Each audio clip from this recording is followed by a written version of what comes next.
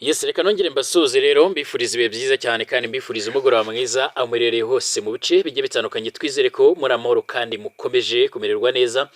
Twongeye twagarutse mu makuru akomeye cyane ni update rwose ziri joro. Ni amakuru akomeye cyane navuga yuko agiye gusoza ayiriwe avugwa kuri uyu munsi wo ku cyumweru tariki ya 7 y'ukwezi kwa 4 umwaka w'ibihumbi 2024. Ndi kumwe na mugenzi wanjye bwana Alexi. Uyu munsi wowe gahunda zigendanye no kwibuka wazitangiye gute, wari urahagana he, igikorwa wowe wagitangiriye hagana he? Yego kubera byabereye ku mudugudu Emile ariko mwiriwe Niriwe n'abakunzi bacu twizere ko bameze neza. yego byabereye ku mudugudu kuko twatangiye tubipanga ejo ku mugoroba nibwo twari kumwe n'abandi tubipanga mu gitondo buracyari ku cyumweru byari mu mutwe tujya ku mudugudu turagenda n'abandi bantu twari kumwe ubwo tuvuyeyo noneho dukomeze twibuke twiyubaka Emile. Yego niyo gahunda. Reka tubwire abantu bacitse ku icumu cyangwa se abarokotse jenoside, tubabwire ngo mukomeze kwihangana kandi dukomeze twiyubaka ndetse duharanira yuko amateka mabi yaranze igihugu cyacu atakongera kubaho ukundi. Reka twongere turebere hamwe rero amakuru akomeye cyane hano ku butaka bwa Repubulika Demokarasi ya Kongo. Bwana Alexi, uyu munsi waje kurangwa n'amakuru menshi. Umutwe wa M23 wongeye gushinza ku buryo bukomeye cyane ingabo za Repubulika Demokarasi ya Kongo kwica. Hari ibisasu biri kugenda biraswa mu bice bigiye bitandukanye. Hari ibisasu berutse kuraswa n'umutwe wa M23 birasirwa n'ubundi mu bice byerekeza muri za Mubambiro ndetse n'ahitwa za hano azamugunga hano mu marembo ya Goma, ahantu hasanzwe hari imbunda zo mu bwoko bwa BM21. Izi mbunda zisanzwe zikunda kwifashishwa mu kurasa M23 mu bice bya Masisi ndetse n'ubundi bice bisanzwe bigenzurwa n'uyu mutwe wa M23. Hanyuma rero nyuma yuko iri huriro ry'ingabo za Kongo dore ko basanzwe banafite ibirindiro bikomeye cyane, nyuma yo kumenya yuko uyu mutwe wa M23 n'ubundi uri kugerageza gusenya ziriya ntwaro dore ko ari intwaro ziremereye cyane, ihuriro ry'ingabo za Repubulika Demokarasi ya Kongo noneho bongeye kumisha urufaya rw'amasasu, bongera gukubita amasasu aremereye cyane ku buryo ubu ngubu abaturage benshi baje gupfa ndetse hari abamaze kumenyekana bagera muri 3. Turaza kurebera hamwe harimo n'umuntu ufite imyaka 48. Yego niko bimeze muri Kongo, abaturage bongeye gupfa ari benshi cyane mu bice bitandukanye wabivuze wabibabwiye. Masisi noneho ukuntu bimeze abaturage bapfuye ari benshi Emile, bitewe n'ibisasu bakubitanye ubugome. FARDC babitera babeshya ngo bashaka gukubita cyangwa kwica M23 ariko n'abaturage bashaka kubica. Kujijisha kwabo barateye bagana muri bya bice bya Masisi, bateye ibisasu baganisha mu ngo z'abaturage. Ni ukuvuga ngo abantu benshi barahunze, abandi bava mu byabo. Ni ukuvuga ngo byari igihe by'intambara, byari ibihe by'amarira, na n'ubu abantu barakiruka nk'abava mu byabo. Ndagira ngo nkubwire hariya Masisi habereye ibara. Emile sinzi nimba nawe bonye iriya foto, nge ndikanze ngize ubwoba pe. Naje kugenda mbibona ariko kandi naje kugenda mbona amafoto agiye atandukanye ku bantu bakoresha wenda ama Twitter cyangwa se izindi social media zigiye zitandukanye. Hari ikintu cyitwa by'umwihariko amarira menshi kuko biriya bisasu byabo sinzi nimba bajya babona wenda nk'igihe M23 yatanze amatangazo ivuga ati ihuriro ry'ingabo za Repubulika Demokarasi ya Kongo bari kurasa ibitero cyangwa se bombe bihumye. Iki gihe baba bari gukoresha za ntwaro zikomeye cyane by'umwihariko zo mu bwoko bwa BM. Izi ntwaro kimwe mu bintu zifite ni intwaro zirasa kure. Bwana Alexi, zirasa kure. Nyuma yo kurasa kure ntabwo barasa bazi ngo ibirindiro bya M23 biri hehe, ahubwo bo barasa berekeza ahantu by'umwihariko batekereza ko hagenzurwa na M23. Ntabwo bita ngo hari abaturage cyangwa se ngo hari iki, bohereza icyitwa umuriro w'amasasu ndetse kugeza magingo aya ngaya.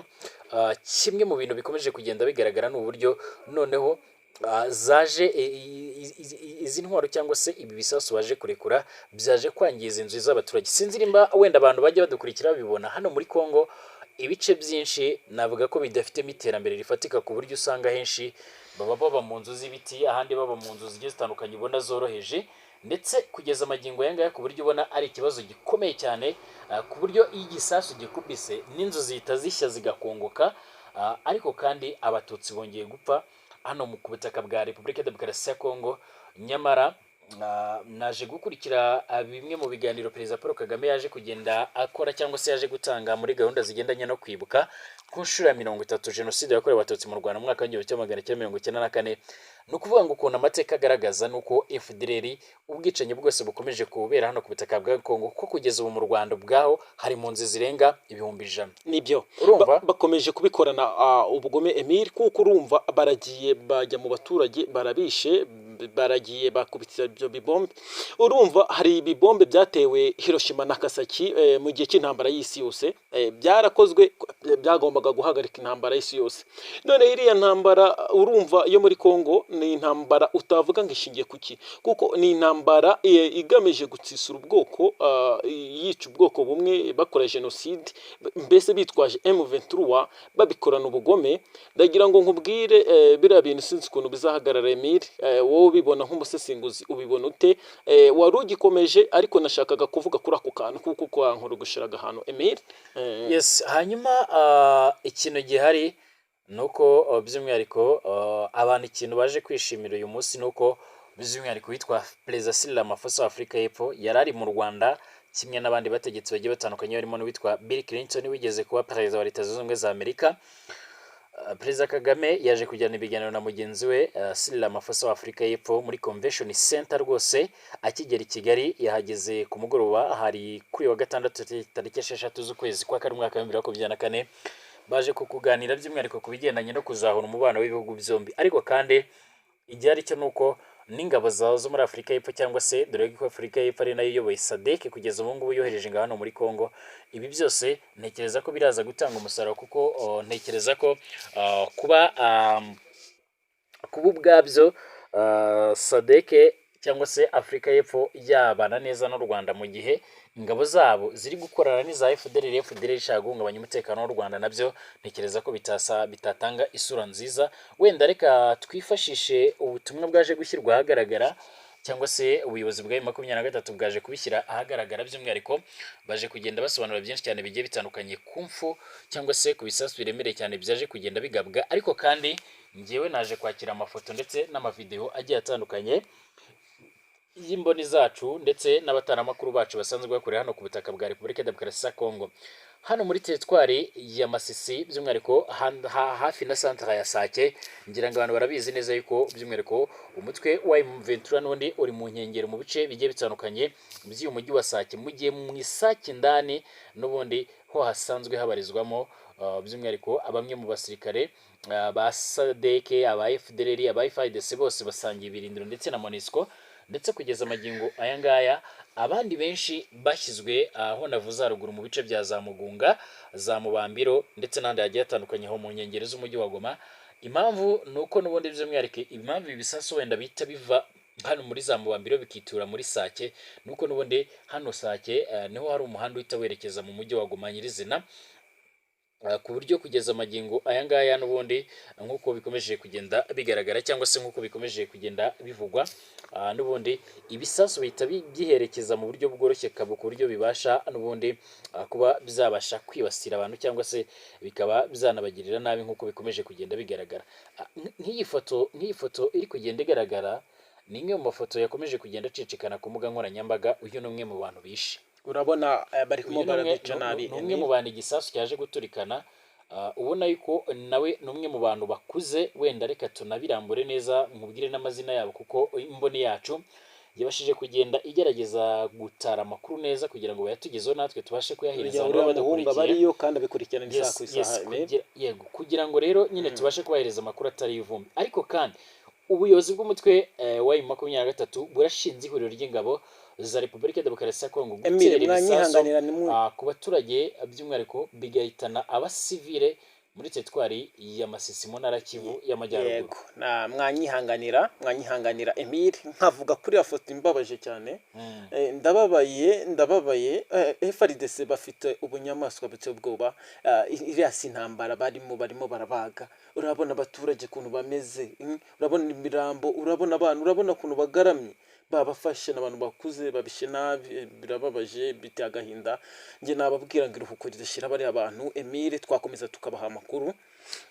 Yes, ni ibisasu rero byaje kuraswa n'ingabo zirimo iz'iki gihugu cya Repubulika Demokarasi ya Kongo zizwi nka FARDC, ingabo z'u Burundi, abawazalendo, FDLR, abacanshuro ndetse na SADC, aho babitiye n'ubundi mu mihana y'abaturage baturiye lokalité ya Mushaki. Aha Mushaki sinzi nimba abantu bahibuka, aha ku Mushaki by'umwihariko hari hasanzwe hari ibirindiro bikomeye cyane by'abarundi, ariko M23 yaje kugenda ihafata za Mugunga ku musozi wa Muremure, za Mbuhi ndetse no mu bindi bice bigiye bitandukanye za Mweso, hose M23 yabashije kuba yahigarurira. Ariko kandi by'umwihariko ibi bisasu noneho byo biza birombereje cyangwa se bagereranya cyangwa bagapimiranya ahasanzwe bagenzurwa na M23 batitaye ngo aha ni ku birindiro bya M23. Ibi bisasu rero biri kuza bikica abaturage, by'umwihariko ibisasu noneho byaje kuraswa byaje guhitana abaturage bagera kuri 3 nkuko amakuru akomeza kugenda abigaragaza. By'umwihariko ni n'ibintu byaje gutangazwa n'umuvugizi wa M23 mu bya politike bwana Lawrence Kanyuka ahamya ko ibi bisasu rero byatewe mu baturage baturiye Mushaki, kandi ko n'ubundi byaje kuraswa n'ihuriro ry'ingabo za Repubulika Demokarasi ya Kongo. Nkuko abivuga rero, avuga ko hapfuye uwitwa by'umwihariko Ntamukunzi Rutete, akaba ari mwene Rutete. Harimo kandi bamenya uw'imyaka 48 y'amavuko. Ngira ngo iyi foto y'abantu bakomeje kugenda banayibona rwose, ushaka kunyandikira nanjye nkayiguhereza uko bamaze kwingezaho. Uyu yarasanzwe n'ubundi atuye ahitwa Mushununu ya mbere, kuko hari na Mushununu ya kabiri ku bantu bazi muri bino bice bya Mushaki, muri lokalité ya Mushaki n'undi mwana muto. Uyu muvugizi wa M23 yakomeje avuga ko by'umwihariko M23 ihagarariye by'umwihariko imiryango mpuzamahanga ndetse n'imbere mu gihugu guhamya ubwicanyi bukorwa n'igisirikare cy'ubutegetsi bw'Kinshasa. Bityo ubu butegetsi bwo bukomeje kugenda buceceka.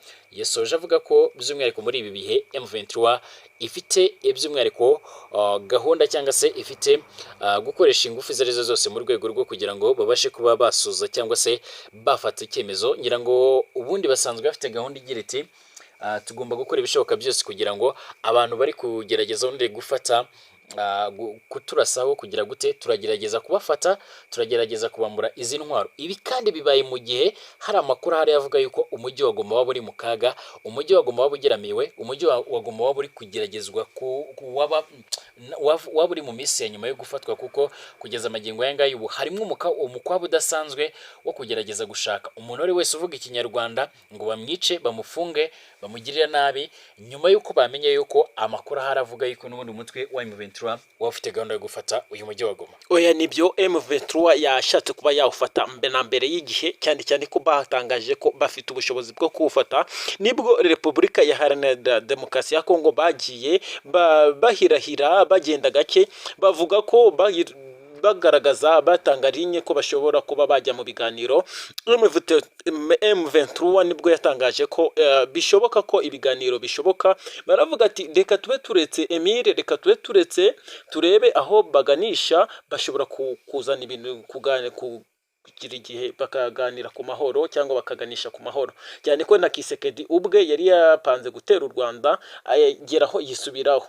Nyuma barakomeza, ubona ko nta gahunda bigize cyangwa igitekerezo kizima bagize ngo baganize M23 intambara ikomeze cyangwa se amahoro akomeze. Ni nako M23 bakomeje batangaza ko intambara irashoboka ariko n'amahoro arashoboka. Ati reka tube turetse gufata Goma turebe ko Kisekedi n'abambaribe cyangwa se na FARDC yabo duhanganye baraza tukaganira. Kongo barabyanze. Niko bw'ibyo M23 bakomeje kwica abaturage, bakomeje kwica abantu nabi. M23 nibarakara igihe n'igihe baragomba kuhita bafata Goma, kandi ntago bagomba gutinzamo. Ni ibintu bari baravuze, bari banabitegereje, ni igihe kinini bategereje icyo bakora.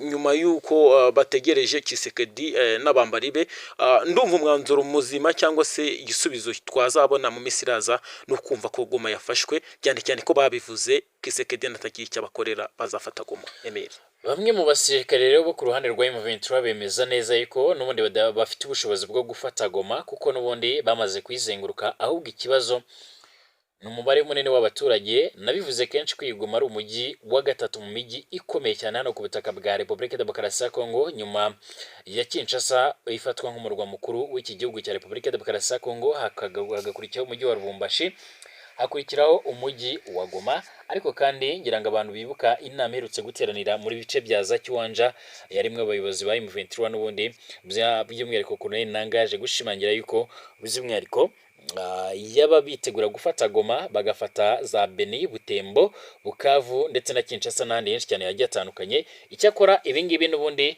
birasa naho n'ubundi byaje gukomwa mu nkokora nyuma y'uko umwe mu banyapolitike ba AFC yaje gufatirwa i Dar es Salaam mu gihugu cya Tanzania, aho bamwe batangiye kubihuza no kuba n'ubundi ngo baba Tanzania yaba yihimuye kuri M23 nyuma y'uko hari mwe mu basirikare ngo ba Tanzania baje muri SADC M23 yamaze kuba yafata, ariko kandi ntabwo twigeze tubona iberekana.